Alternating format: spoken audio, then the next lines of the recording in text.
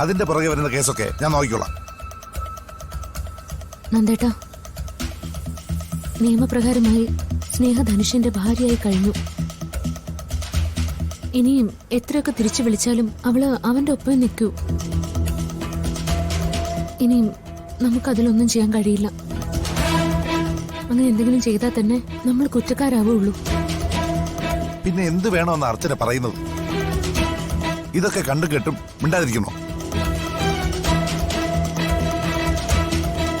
ഒരു കാര്യം ഞാൻ പറയാം, ഇതൊക്കെ അറിയുമ്പോ നമ്മുടെ അച്ഛൻ എന്തെങ്കിലും സംഭവിച്ച അവനെ ഞാൻ തീർക്കും.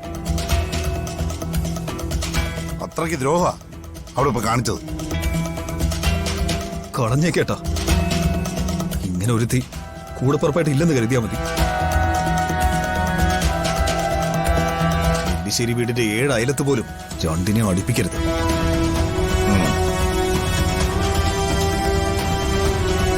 അച്ഛനോട് നമുക്ക് പറയേണ്ട രീതിയിൽ തന്നെ പറയാം. അച്ഛനത് മനസ്സിലാവും.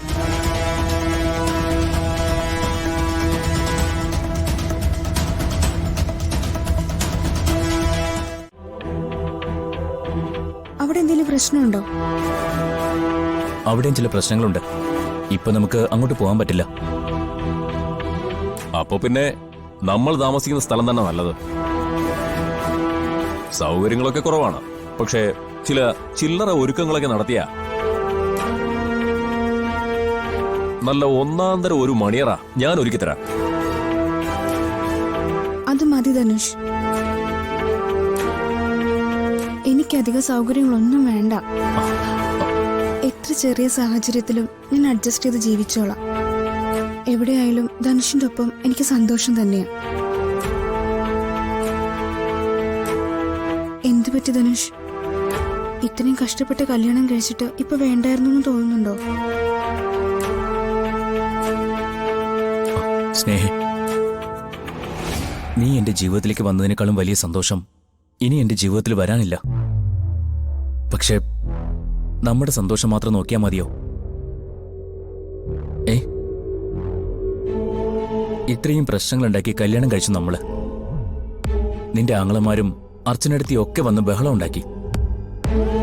എന്നിട്ടും നമ്മൾ പിടിച്ചു നിന്നു. പക്ഷെ ഇപ്പൊ നിന്റെ അച്ഛനെക്കുറിച്ച് ഞാൻ ഒരു നിമിഷം ഓർത്തുപോയി. സത്യത്തിൽ അദ്ദേഹത്തോട് നമ്മള് വലിയ തെറ്റാ ചെയ്തത്.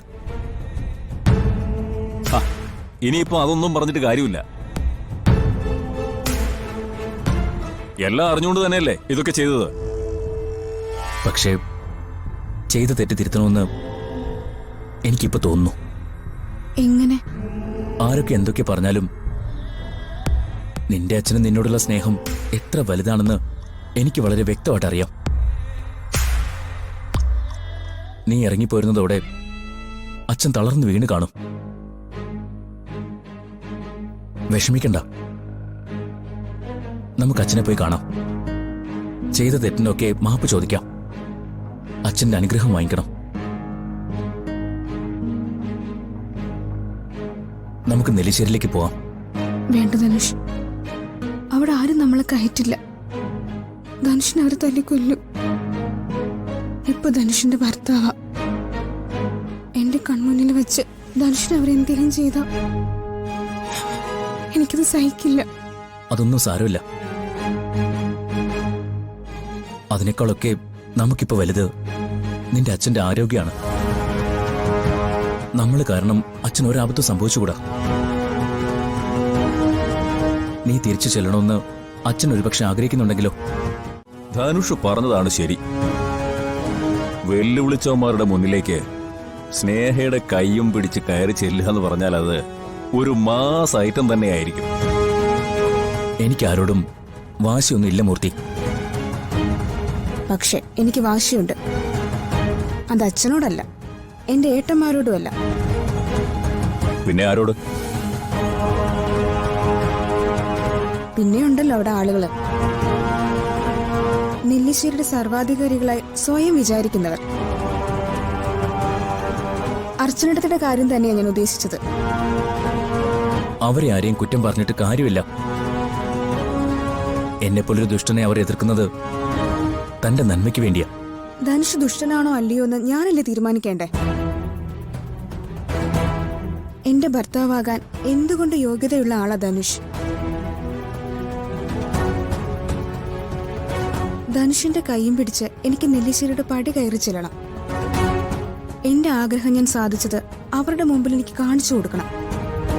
അച്ഛൻ അനുഗ്രഹിക്കുന്നെങ്കിൽ അനുഗ്രഹിക്കട്ടെ, അല്ലെങ്കിൽ ശപിക്കട്ടെ. സ്വന്തം മകളുടെ കല്യാണം നടക്കുന്നത് കണ്ണു നിറയെ കാണാനും ആ കൈ പിടിച്ച് മരുമകന്റെ കയ്യിൽ കൊടുക്കാനും ഏതൊരച്ഛനും ആഗ്രഹിക്കും.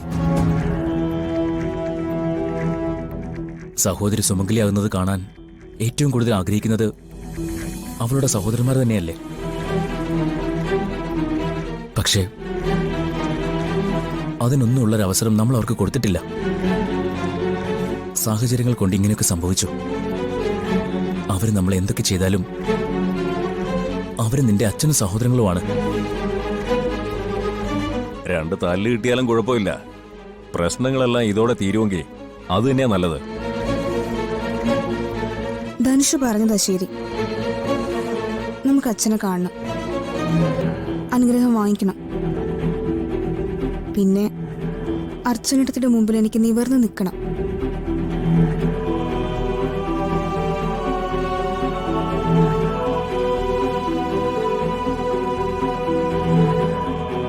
മരണം വരെ ഇനി ഞാൻ ഈ കൈ വിടില്ലെന്ന് എനിക്ക് അവരെ ബോധ്യപ്പെടുത്തി കൊടുക്കണം.